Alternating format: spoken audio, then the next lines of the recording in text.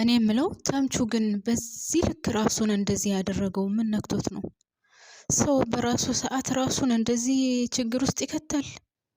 እኔ አንዳንድ ጊዜ ታውቃላችሁ ቤተሰብ የአጣ ሰው ባያገኝ ብዬ እመኛለሁ። ልክ እንደ ተምቹ ከሆነ ማለት ነው። በዛ መካከል ደግሞ ኤልያስ በጣም ነው የሚያሳዝነኝ። አንድ ሰው እየለፋ እየሰራ ሙሉውን ቀን እየጎበጠ እየዋለ የማንም መጫወቻ ሲሆን ገንዘብ በጣም ነው የሚያሳዝነው። በዛ መካከል ድንብላል ከምንም በላይ ታሳዝናለች። ተምቹ ግን በዚህ ልክ ይቀየራል ብዬ አላሰብኩም። እና ደራሲው አንዳንድ ጊዜ በእውነት በጣም ድራማውን እያበላሸው ነው ያለው ማለት ነው። ተምቹ ለድንብላል በዚህ ልክ መቀየር አልነበረበትም። ድንብላል በጣም ብዙ ዋጋ የከፈለች ልጅ ናት። ድንብላል ለተምቹ በጣም ብዙ ነገር ሆናለች። ግን በዚህ ልክ መቀየር አልነበረበትም። በዚህ ልክ እሷን ከሴቶች ፊት ከአንድም ሁለት ጊዜ ከሁለት ጊዜም ሶስት ጊዜ ማዋረድ አልነበረበትም። ሲቀጥል ደና እያሉ ፍቅር እያሉ ቃል የገባላት ነገር አለ። ለነገሩ በዚህ ዘመን ሲጀመር ቃል መግባት ማለት ላይክ እንደ ተራ ነገር ሆኗል። በሁሉም ቦታ ላይ ስታዩት በስራ ቦታም በሉት በፍቅር ግንኙነትም በሉት በየትኛውም ቦታ ላይ በጣም በሚያሳዝን ሁኔታ ቃል መግባት ላይክ እንደ ተራ ነገር ታይቷልና በጣም ብዙ ቦታ ላይ ያያዩት ነው የነገር። ለምን ቃል ይገባል ግን? እማናፈጽመውን እማናደርገውን ነገር ቸኩለን ለምን ቃል እንገባለን? ያ ነገር ጥግ ይደርሳል አይደርስም የሚለውን በውስጣችን ሳናረጋግጥ የማይሆን ቃላት እንናገርና ወይም ይናገሩና ያ የተነገረው ሰው ደግሞ እውነት መስሎ ከልቡ ይዘዋል። ከዛስ እውነታው ሲጋለጥ ወይም እውነቱ ሲወጣ ደግሞ ያ ምስኪን ልክ እንደ ድንብላል ልቡ ተሰብሮ ይቀራልና ኧረ በስመ አብ በጣም ነው የሚደብረው። የተምቹ መቀየር እኔ በጣም ነው የገረመኝ። ታውቃላችሁ ቤተሰብ በዚህ ልክ ይወርዳልና በዚህ ልክ ይዘግጣል ብዬ አስቤው ስለማላቅ መሰለኝ። አላቅም እናንተ እንደታያችሁት ቤተሰብ የተምቹ መውረድ የተምቹ ዝቅ ማለት ተምቹ እንደዚህ ድንብላልን በዚህ ልክ ማዋረዱ እኔ በጣም ውስጤን እያመመኝ ነው። እና ድንብላል በጣም ነው ያሳዘነችኝ። ታውቃላችሁ አንዳንድ ጊዜ የማይሆን ሰው ተስፋ ታደርጉና ህይወታችሁን በሙሉ ታበላሻላችሁ። በተለይ እኛ ሴቶች በቃ የማይሆን ነገር ተስፋ እናደርጋለን።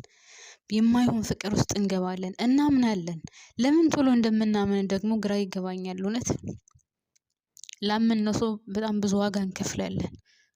ግን ያ ሰው ከልቡ አይሆንም።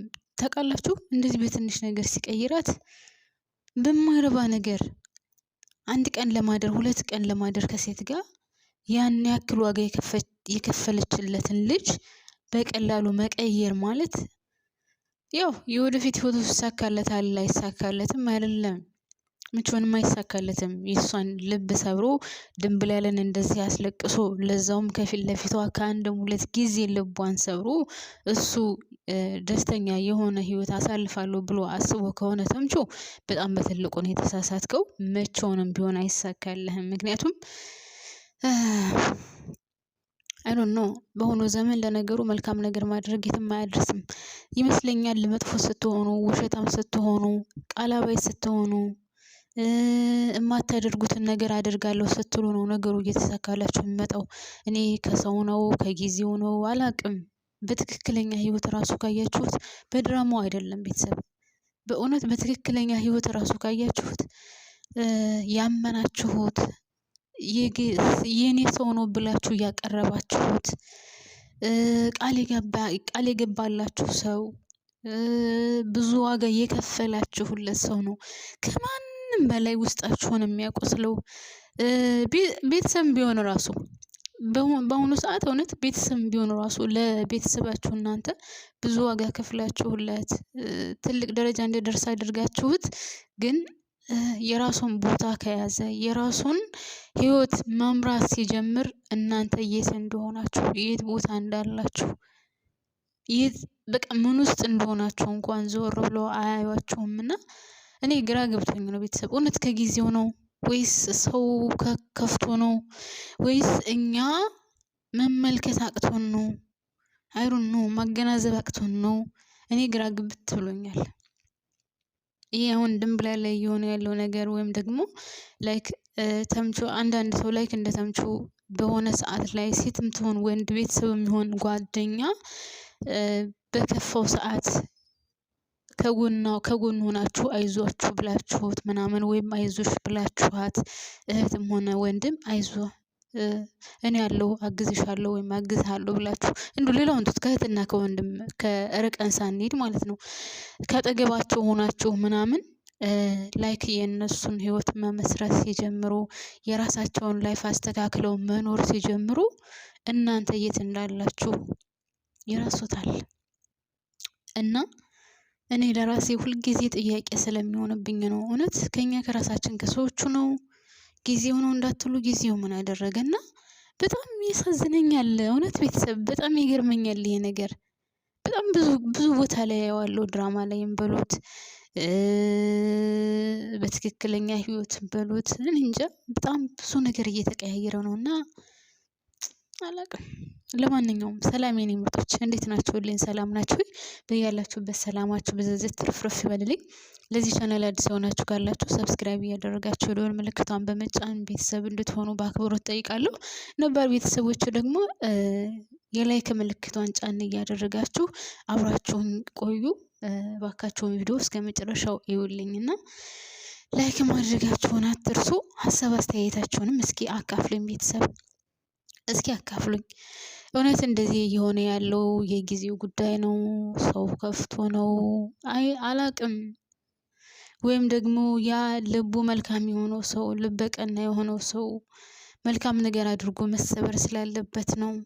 ለምንድነው መጥፎ ነገር የሚያደርጉት የሚሳካላቸው? ማርያምን አንዳንድ ጊዜ በጣም ይደብራል፣ በጣም ያስጠላል። ታውቃላችሁ መጥፎ የሚሆኑት ልባቸው በጣም ክፉ የሆነ ለሰው ተንኮል የሚያስቡ ያው መጨረሻቸው እንደማያምር የታወቀ ነው። ግን ቢሆንም ለጊዜውም ቢሆን ይሳካላቸዋል። ለምንድን ነው? እኔ ግራ ስለገባኝ ነው። ለምንድን ነው? አሁን ድንብላል በጣም ነው የምታሳዝነው። አዎ ድራማ ነው፣ ግን ቢሆንም በትክክለኛ ህይወትም ደግሞ በጣም ብዙ እንደዚህ አለ። በጣም ብዙ በቸገራችሁ ሰዓት ገንዘብ ባልነበራቸው ሰዓት ማንም አይዟችሁ በሌላቸው ሰዓት ከጎናቸው ሆናችሁ ቆማችሁላቸው እነሱ ግን ጥሩ ደረጃ ከደረሱ በኋላ ልክ እንደ ተምሾ ግልብጥ ብለው አንቺ ማነሽ አላቅሽም ወይም አንተ ማነህ አላቅህም የሚሉ በጣም ብዙዎች አሉና የሚገርም ነው። አይ ዶንት ኖ ምን አይነት ጊዜ እንደደረስን አላቅምና የተምቹ መቀየር በጣም የሚገርመው በጣም ከሚገባው በላይ እውነት አንዳንድ ጊዜ ያጣ ሰው ባያገኝ ደስ ይላል።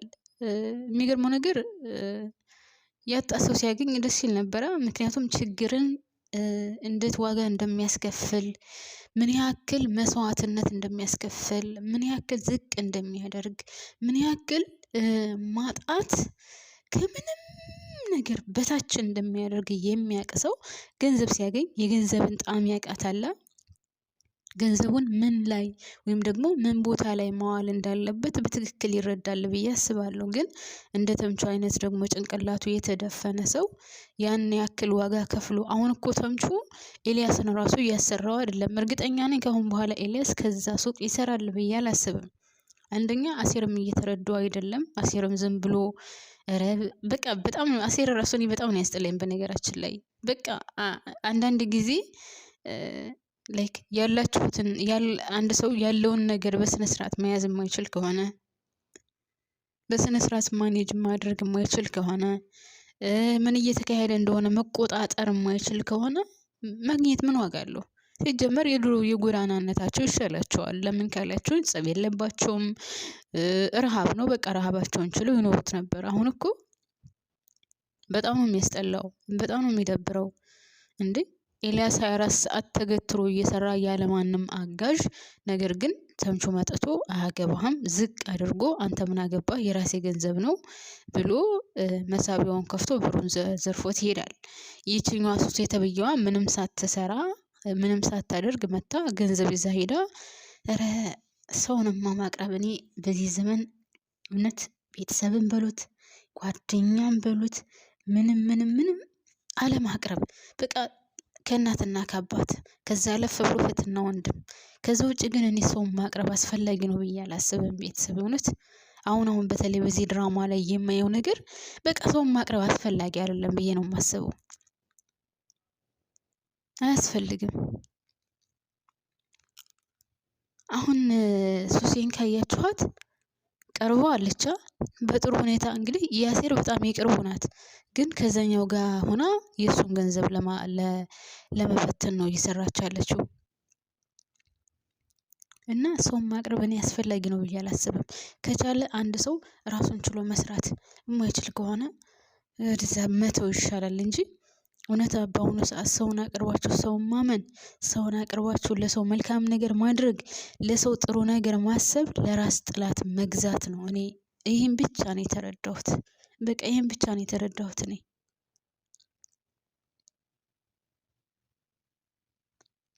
እንደ ኤልያስ ብዙ ዋጋ የሚከፍል የለም ከዛ ሱቅ። እንደ ኤልያስ ጠንካራ ሰራተኛ የለም። ግን እሱንም ልቡን አቁስለው ከዛ ሱቃቸው ሲዘጋጋ ያገኙታል ማለት ነው። ሲቀጥል ሱሲ ለአሴር በዚህ ልክ ከጀርባው መስራቷ በጣም ነው ያዘንኩት። በጣም አሴርን ትወደዋለች፣ ታፈቅረዋለች። ግን አንድን ሰው ደግሞ እየወደዳችሁት እያፈቀራችሁት የሱን ክስረትና የሱን ውድቀት የሱን ዝቅታ መመኘት ማለት አስባችሁታል? በጣም ከባድ ነው። በጣም ከሚገባው በላይ ነው የሚያስጠላው። እና አንዳንድ ጊዜ ገንዘብ ስናገኝ አያያዙን ካላወቅንበት ድህነታችን ይሻላል ብዬ ነው የማስበው። ሌላው ሀና ናት። ሀና አይ ዶንት ኖ እንግዲህ አቶ መስፍን ደውሎ ምንድነው ያላት? እስካሁን ድረስ ምንም ነገር ግልጽ አልሆነም። ግን ደግሞ ከሶሴ ጋር እኔ እንደዚህ ነኝ፣ ከክፍል 1 ጀምሮ እኔ ጠንካራ ነኝ፣ እኔ ጎበዝ ነኝ ትላለች። ግን ሶሴ ከሷ ታንሳለች በውፍረት አይደለ? ሶሴ ግን እንደዚህ እጇን ቀባ አድርጋ ወደኋላ አስራ ማለት ወደኋላ አዙራ ይዛት እንደዛ አንገቷን እንቅ ስታደርጋት ተይኝ ልገይኝ ይች እንከፍ ሀና እንደውም እኔማ እንደው ሀና ብትወጣ፣ እኔ በፊትም ጀምሮ እያልኩ ነበር ሀና ብትወጣ እኔ በጣም ደስታውን አልችለውም። በአሁኑ ሰዓት ሀና እና ተምቹ ቢወጡ በጣም ድራማውን እያበላሹት ነው ያሉት። ዝም ብላ ትፎክራለች። በጣም ያበዛሽው፣ እንደዚህ ያደረግሽ፣ ምን ልታመጪ ነው? ግን እጇን ቀብ ስታደርጋት ምንም ጉልበት የላትም። ካስታወሳችሁ ከክፍል 1 ጀምሮ ትፎክር ነበረ። ግን ሶሲ አሁንም ቢሆን ቀብ ስታደርጋት ዝቅጥ ነው የምትለውና ሀና ዝም ብለሽ አትበጥረቂ፣ ብጥርቅ አትሁኝ። ምንም ቤተሰቦችሽ ጋር ዋጋ የለሽ፣ ያሳደገሽ አባትሽ ጋር ዋጋ የለሽ። አሁን ደግሞ በአሴር አይነ ራሱ ወርደሽ ዝቅ ብለሻል። በቃ አሴር ምን ያክል እንደሚወድሽ፣ ምን ያክል እንደሚያፈቅረሽ፣ ምን ያክል ላንቺ ዋጋ እንደከፈለ ታውቂያለሽ። አዎ አውቃለሁ። ከመዝሙር ጋር አሁን ምንም አይነት ግንኙነት የለሽም። ግን ደግሞ መዝሙር እየወደደሽ እያፈቀረሽና ለራሱ ለማድረግ እየፈለገ እንደሆነ ያስታውቃል። እንኳን አይደለም አንቺ አብረሽው ያለሽውና እኛ ራሱ አሁን በርቀት እንደዚህ ድራማ ሆነን የምናየው ያስታውቃል። መዝሙር ካንቺ ምን እንደፈለገ በስትክክል ያስታውቃል። አንድ ሰው በዚህ ልክ ሲቀርብ የተቃራኒ ጾታ በተለይ ደግሞ ወንድ ልጅ እንደዚህ ሲቀርብና ውስጥሽን ለማወቅ ሲጥር አንቺን ለማገዝ ሲሞክር ያለምንም ምክንያት አይደለም። የሆነ ነገርሽ ተመችቶት የራሱ ለማድረግ አስቦ ነው። አሁን እስካሁን ድረስ ግልጽ አድርጎ አልተናገረም፣ አፉን አውጥቶ አልተናገረም። ነገር ግን መዝሙር ሀናን በጣም አድርጎ ይፈልጋታል። አሁንም ደግሜ እናገረዋለሁ፣ መዝሙር ሀናን በጣም አድርጎ ይፈልጋታል። እሷ ምናልባት የተረዳችበት መንገድ ሌላ ይሆናል። እስከዛሬ ድረስ ወንዶች ስትቀርብ እንደምትቀርበው ይሆናል የቀረበችው። ሌላ ነገር አስባ ላይሆን ይችላል። ነገሩ ግን በጣም ያስታውቅበታል። በጣም የሚያሳዝነው ነገር ግን አሴር በልበ ሙሉነት ነው ሀናን የሚወዳት፣ ያለምንም ጥርጥር፣ ያለምንም የአንዲት ኑቅጣ ያክል ጥርጥር የሌለበት ነው የሚወዳት፣ የአንዲት ነጥብ ያክል። እሷ ግን ስታዩዋት አንዴ አሁን ኤልያስ ጋር ስታወራ ራሱ እየተረዳኸኝ አይደለም፣ አንተ አትረዳኝም ትለዋለች። ኤልያስ ምን ብሎ ነው የሚረዳት? እስኪ ንገሩኝ። ምን አገባው? አሴር መናገር ካልፈለገ ኤልያስ በሁለታቸው መካከል ገብቶ ምን አነጋገረው? አይመለከተውም። አሴርም በዚህ በኩል ተቀይሞታል፣ እሷም በዛ በኩል ለምን አልተናገርክም ትለዋለች። ኤልያስ ምን ቤት ነው? አይመለከተውም። እንግዲህ መዝሙርና ሀና እጅ ለእጅ ተያይዘው እያወሩ እያለ አሴር አይቷል። በጣም ውስጡ ተሰብሯል። ደግሞ አሴር ሲጀመር ሀናን 100% እርግጠኛ ሆኖ አያምናትም። የሆነ ፐርሰንት እንደማትወደውና በትክክል እንደማታፈቅረው እንደው ልንገራችሁ እርግጡን ከ100% አሴር ሀና ታፈቅረኛለች ወይም ትወደኛለች ወይም ደግሞ ለኔ ትሆናለች ብሎ የሚያስበው እርግጠኛ ሆኜ የምነግራችሁ እንደው 85% ወይም 80% እንጂ ከዛ ውጭ ያለውን ሀናን አያምናትም።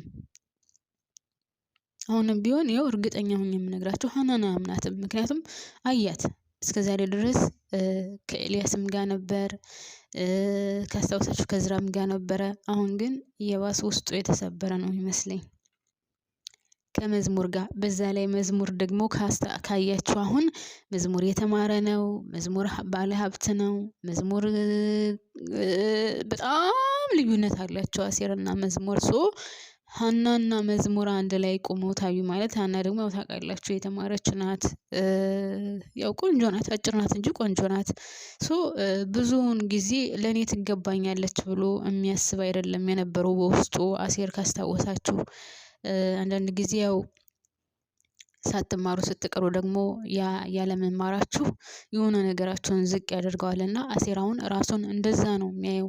አልተማርኩም፣ ምን እውቀት የለኝም ወይም እንደዚህ ነው ምናምን ብሎ ስለሚያስብ እና አሁን ደግሞ ከዚህ ጋር ሆና ስትታይ አሴር ምን ያክል ውስጡ እንደሚሰበርና እስከዛሬ በሀና ላይ የነበረው እምነት እንደሚቀየር በጣም እርግጠኛ ሆኜ ነው የምነግራችሁ። በዛ ላይ አብሯት የሚሰራ የስራ ባልደረባ ወይም እዛ ድርጅት የሚሰራ ሰው ነው እንደዛ እጅ ለእጅ ተያይዛ ያየ። ስለዚህ ሰላም ይፈጠራል ብዬ አላስብም። ያው አሴርም ምንም ነገር አላለም። አይቶ እጅ ለእጅ ተያይዘው ሲያያቸው ዝም ብሎ ነው የሄደው። ያው ምንም ነገር አይኖርበትም፣ ግን ደግሞ በጣም ነው ያሳዘነኝ በጣም። እና ከአሁን በኋላ በሀና ላይ እምነት ይኖረዋል ወይ አሴር ብላችሁ እንደኔ ብትጠይቁኝ አሴር ከአሁን በኋላ በሀና ላይ ምንም አይነት እምነት አይኖረውም በቃ አያምናትም። እንደው እንኳን ዘንቦብሽ እንደውም እንደውነሽ ይባላል። እና አሁን ያናና የአሴር ጉዳይ እንደዛ ነው እየሆነ ያለው የሚመስለኝ። ሲቀጥል መዝሙር ደግሞ በጣም እንትን ብሏል ታውቃላችሁ። የሆነ ሀና ላይ ችክክ ብሏል። ካላወቅኩልሽ፣ ካልተረዳሁሽ፣ የውስጥሽን ካልነገርሽኝ፣ ካላዋዥሽኝ፣ ካላካፈልሽኝ እያለ ነው። እና አንድ ወንድ ልጅ ደግሞ እንደዚህ ካለ ሙጭጭ ብሎ እንደዚህ ነገር የሚያስብ ወይም ደግሞ የሚፈልግ ከሆነ ያው የሆነ ነገር ውስጡ አስበዋል ማለት ነው። እና ስራዋ ራሱ አሁን ያለችበት ስራ ለእሷ እንደማይመጥናትና ያለ ቦታዋ እየሰራች እንደሆነ በጣም ብዙ ጊዜ እየነገራት ነው። ይህን ነገርም ማስተካከል ይፈልጋል። ከሉሊት ጋር ራሱ ስትጣላ ምን እንደሚልና ሳትፈልግ እሷ እንድትወጣ እንደሚያደርጋት ምናምን እያየን ነው። በጣም ብዙ ነገሮችን ለመረዳት እየሞከረ ነው፣ እንክብካቤዎችን ለማድረግ እየሞከረ ነው። ስለዚህ ያለ ምክንያት ይህንን ነገር ደግሞ አያደርግም ማለት ነው። አሴር በጣም አዝናለሁ። በጣም ነው የምታሳዝነው አሴር። አንደኛ ከገንዘብ አልሆንክም፣ ሁለተኛ አሁን ያንን ወርቅ ሰርቀህ ደግሞ ያ ወርቅ ካልተመለሰ በጣም ብዙ ዋጋ ያስከፍልሃል ብዬ ነው የማስበው። ሲቀጥል ብቻውን ለአሴር በጣም ጥሩ ነገር የለውም። በዙሪያው ያለው ነገር በጣም የሚደብር ነው። ቤተሰብ አንደኛ ያን ወርቅ ሰርቋል። ያን ወርቅ ስለሰረቀ ደግሞ አስባችሁታል፣ ሶስት የተብየዋ ከዛ ሰውዬ ጋር ሆና ከሽብሩ ጋር ሆና የእሱን ገንዘብ ምን እያደረገች ነው? እየወሰደች እየሰጠች ነው። በሌላ በኩል ደግሞ እነዛ ሁለት ሴቶች ከተምቹ ጋር እያደሩ ከተምቹ ጋር እየዋሉ ምን እያደረጉ ነው? አሁንም ለሽብሩ ገንዘቡን እየወሰዱ ነው ማለት ነው። በተቃራኒ ምን እየሆነ ነው? ኤልያስ 24 ሰዓት ይሰራል፣ ገንዘቡ ለሽብሩ ነው የሚሄደው ማለት ነው በተዘዋዋሪ። እና ግን በሰው ገንዘብ መክበር እንደው አይነበርም? ባለፉበት ባልደከሙበት ምንም ጉልበት ባላወጡበት ገንዘብ በዚህ ልክ አይሮን ነው። ብቻ ሰው በጣም ከባድ ነው። ለማንኛውም ተምቹ ወደ ራስህ መለስ ብለክ ብታስብበት መልካም ነው ብዬ ነው የማስበው። ተምቹ ይቀየራል ብዬ አላስብም፣ ግን አሴር ማለት ነው። አሴር መለስ ብሎ የሱቁን ጉዳይ ረጋ ብሎ አስቦበት የሱቁን ጉዳይ ራሱ ቁጭ ብሎ ቢሰራ በነገራችን ላይ ሁሉም ነገር ይስተካከል ነበር። ተምቹም ቢሆን እንደዛ ፎን አይከፍትም። ሱሲየንም ቢሆን እዛው ቁጭ ብሎ ስለሚያያት ምን ያክል ትሰራለች አትሰራም የሚለውን ቁጭ ብሎ ስለሚመለከታት ያን ገንዘብ አውጥቶ አይሰጣትም ነበረ። ግን እዛ ቁጭ ብሎ አለማየቱና በማይረባ ቦታ እየሄደ እየዋለ ዝም ብሎ እየተጃጃለ ሱቁንም ባዶ አስቀረው። ሀናንም ተብዬዋንም አስረክቦ ለዛ መስጠቱ የማይቀር ነው። እና አሴር እኔ እንደ ሀሳብ የምነግርህ ነገር ቢኖር እንደ ሀሳብ ሁሉንም ነገር እርግፍ አድርገህ ትተህ ሱቅህን ቀጥ ብለህ ከኤልያስ ጋር ብትሰራ ባይ ነኝ። አሁንም እየተሴረባችሁ ነው።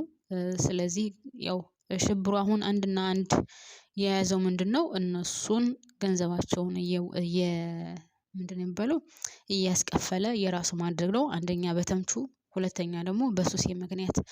እኔ ኤልያስ ምንም ነገር እንዲደርስበት አልፈልግም። ደስ የሚለው ነገር ሱሴ ኤልያስ ምንም ነገር እንዲደርስበት አልፈልግም። ግን ደግሞ ከዛ ሱቅ እንዲወጣ ልታደርገው ነው። ያው የማይቀር ነው። ሲጀመር እሱም አስቦታል። እኔ 24 ሰዓት እየሰራሁኝ ጉልበቴ እየደከመ የማንም ጥቅም የሚሆን ከሆነ ከዚህ ሱቅ ምን አሰራራኝ እያለ ነው። በሚቀጥለው ይወጣል ብዬ አስባለሁ። ሱሴ ባትለውም ከተምቹ ጋር ተነጋግሮ ማለቴ ከአሴር ጋር ተነጋግሮ ይወጣል ብዬ ነው የማስበው። ሱቁ ገቢ እያለው ገንዘብ እያስገባ እያለ ነገር ግን ገንዘቡ ደግሞ በዛም በዚህም እየተመዘበረ ለሽብሩ የሚሄድ ከሆነ በጣም ከባድ ነው። እና በአሁኑ ሰዓት ቤተሰቦቼ ጓደኛ ማመን ምንም አያስፈልግም። በቃ ማንንም ሰው ማመን አያስፈልግም። ሲጀመር በዚህ ዘመን በቃ ከራስ በላይ ነፋስ ነው። ማንንም አትመኑ ቤተሰብ፣ እውነት ማንም አይታመንም።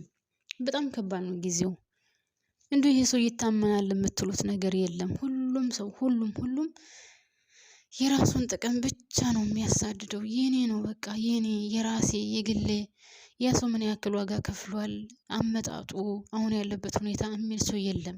በቃ አንድ ሰው ትንሽ ገንዘብ ካለ ያንን ገንዘብ የራሴ ማድረግ ወይም ደግሞ ያን ሰው የሆነ ነገር አድርጎ እሱን ኪሳራ ውስጥ ማስገባት ምናምን ነውና ኧረ ሰው ማመን አያስፈልግም። እውነት እንደኔ ከሆነ ማንንም ማመን አያስፈልግም። በቃ ከኖራችሁ ራሳችሁን ችላችሁ መኖር፣ ከሰራችሁ ራሳችሁ መስራት። ከዛ ውጭ ጓደኛዬ ይሰራል፣ ይሄ ጥሩ ጓደኛዬ ነው፣ አብሮ አደግነን፣ ብዙ ዋጋ ከፍለናል፣ አንድ ላይ ብዙ ነገሮችን አልፈናል ማለት እኔ በአሁኑ ዘመን አለ ብዬ አላስብም።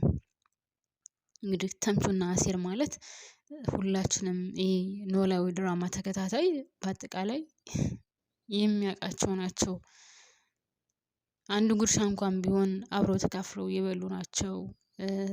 ብቻ ብዙ ነገር ያሳለፉ ናቸው። እና ዛሬ ላይ ግን ያን ገንዘብ እንደዚህ እያደረገ እያወጣ ሲበትነው ተምቹ በነገራችን ላይ አሴርን ብቻ ሳይሆን ያው ድንብላለንም እየከዳ ነው ያለው። በዛ ላይ ደግሞ የሚሰራው ነገር በጣም የሚደብር ነው። መክዳቱ ብቻ አይደለም፣ ከድቶ እኮ ገንዘቡን ለራሱ ጥቅም ብቻ ቢያውለው መልካም ነበር። ግን ያን ገንዘብ ወስዶ ለሴት ነው የሚሰጠው። ያቺ ደግሞ ለማን ነው የምትሰጠው? ለዛኛው ሰውዬ ነው የምትሰጠው። የሚያሳዝነው ነገር ሴቷን ብትሆን በነገራችን ላይ በጣም ታሳዝናለች። በሰው ቁጥጥር ስር መሆን በጣም ከባድ ነው። በተለይ ደግሞ ለሴት ልጅ ልክ አሁን እነዛ ልጆች ገንዘቡን ሰርተ አሁን እሷ ከተምቹ ጋር ታድራለች። ከዛ ተምቹ ብር ይሰጣታል፣ ወስዳ ለዛ ሰውዬ ነው የምትሰጠው። እሷ እንኳን ተጠቃሚ አትሆንም። አስባችሁታል? ይሄ ደግሞ በጣም የሚያስጠላና የሚደብር ነገር ነውና የተሰራው ገንዘቡ የሚመጣው በሐላል ነው ማለቴ ተሰርቆ ምናምን የመጣ ገንዘብ አይደለም። ግን ያ የመጣው ገንዘብ ደግሞ የሚሄድበት መንገድ በጣም የሚያስጠላና የሚደብር ነው።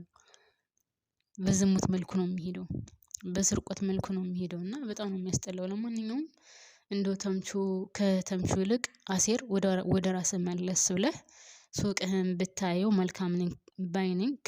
ከምንም በላይ ወደ ሱቅህ ተመልሰክ የራስህን ስራ ብትሰራ በጣም መልካም ነው። የሚያዋጣህም እሱ ነው። ሀናም ብትሆን እኔ ካሁን በኋላ የምነግርህ ነገር ቢኖር አሴር፣ ሀና አታዋጣህም። ላንተ የተሰራች ሴት አይደለችም ሀና፣ ላንተ አትሆንህም።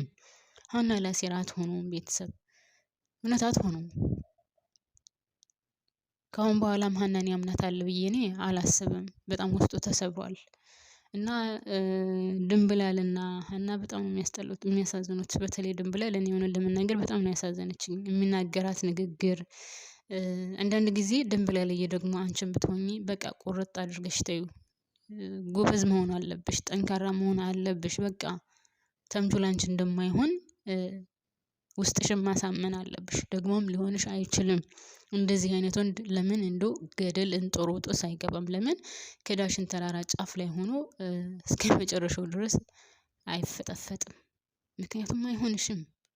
አንቺን ቁጭ አድርጎ ሌላ ሴት የሚጠቅስ ከሆነ አንቺን እኔን አዋራኝ ይቅርታ አድርግልኝና እናውራ እያልሽው አይ አልፈልግሽም ሂጂልኝ የሚልሽ ወንድ ምን ብለሽ ነው የምትለማመጪው? ለምን ገደል አይገባም ድንብላልዬ። ተይው በቃ አይሆንሽም። እና እኔ እዚህ ላይ አበቃለሁ። የኔ ምክር ነው ድንብላልዬ።